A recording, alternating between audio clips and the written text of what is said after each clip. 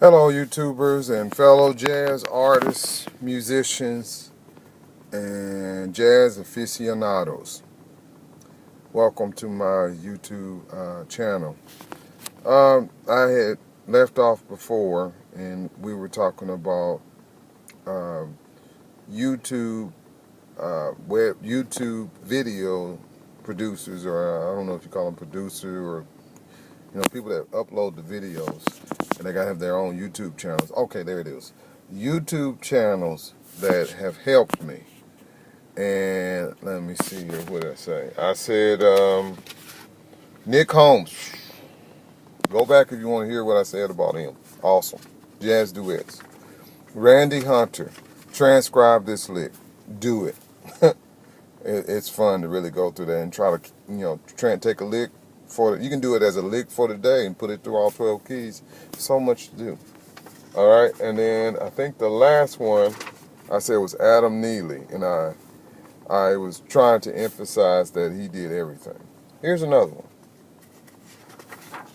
Oh, by the way, I said that the sheet was backwards because when I was looking through it through the camera, it was backwards.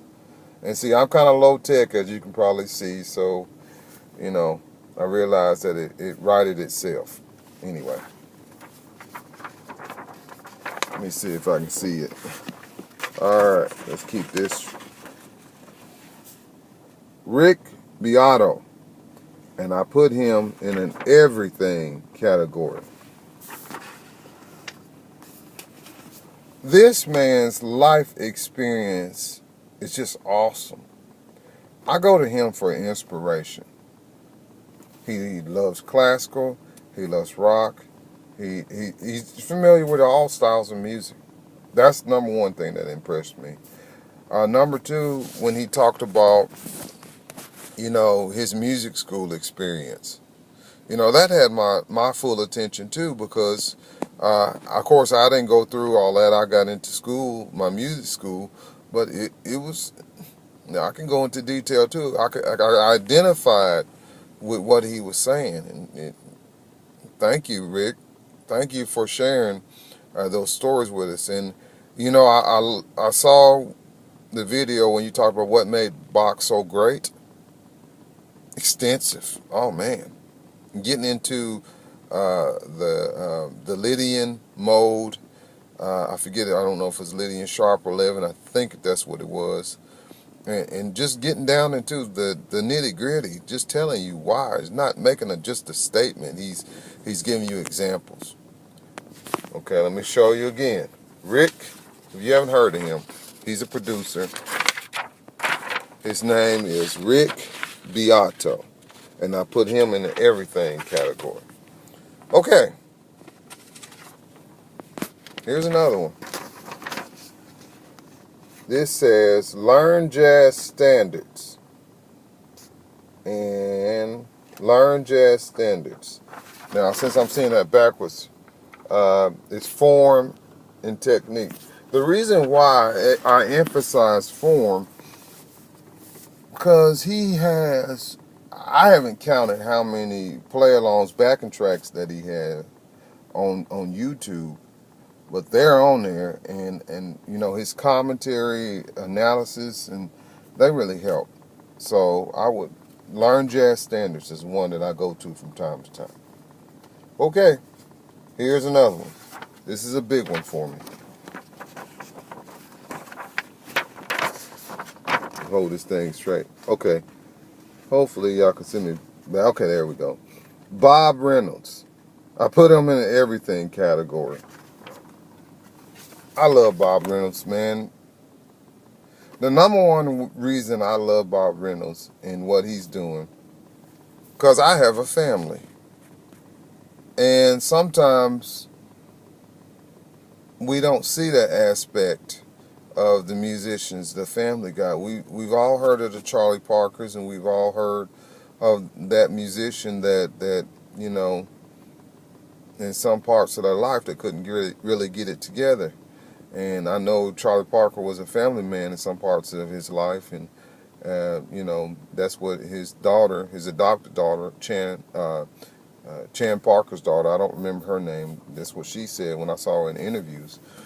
But we always hear the negative, and we don't focus on people like Bob Reynolds that's, taking care of his family, and you just see the love and the joy, uh, that he has for his family. And I want to say, Bob, thank you, man. I really do appreciate it. You probably won't ever see this, but I'm telling you, Bob, man, you have been a real blessing to me and shown me that you can be a musician, you can be a family man. And then in addition to that, you're working. That's a big one, guys and ladies. He's working, and he's showing you what it means to work. And not only is he working, he's transcribing, and he's working on his craft. And he's rubbing. Of course, he is a jazz great, but he's rubbing elbows with other jazz greats, and he probably wouldn't see. That's how humble he is. He would not consider himself a jazz great. I'm not going to put him along the same lines as Joshua Redman, but I like Bob Reynolds. I think he's one of the best players out there. I like his sound. I like his concept. He has truly been the 21st century saxophonist. I really believe that. In addition to people like Chris Potter and Joshua Redman. I mean, technique, sound, it can play in any context. So you want something great, and you want to be inspired, and you want to see what it means to be a professional musician.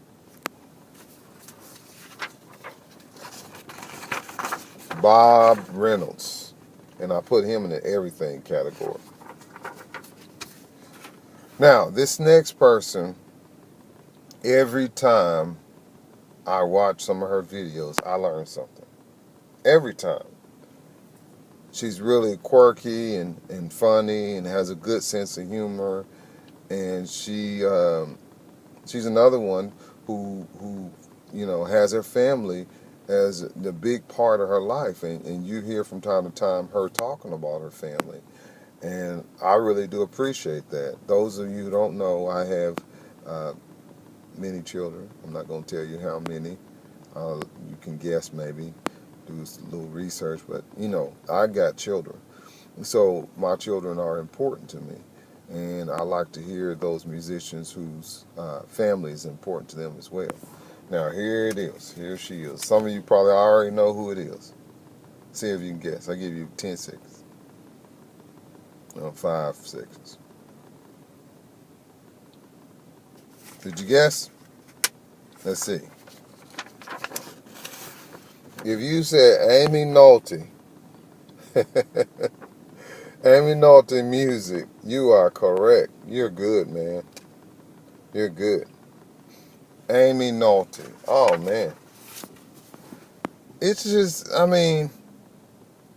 sometimes it's kind of hard to describe how she's like a friend to me.